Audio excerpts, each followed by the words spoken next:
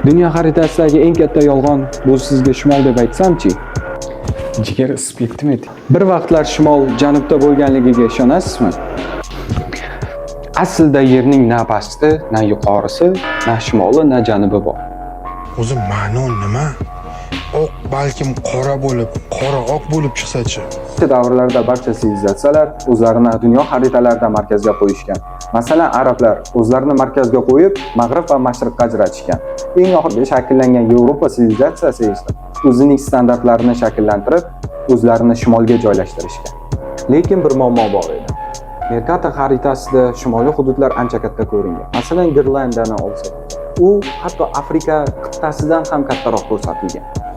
Kuchlilar tarixda o'zgartiradi, shuningdek xaritalarni ham. Hozirgi xaritalarda biz dunyoni ko'ringani kabi ko'ryapmizmi yoki ko'rsatilgani kabi ko'ryapmizmi? Mexanizatsiyalashtirilmayotgan.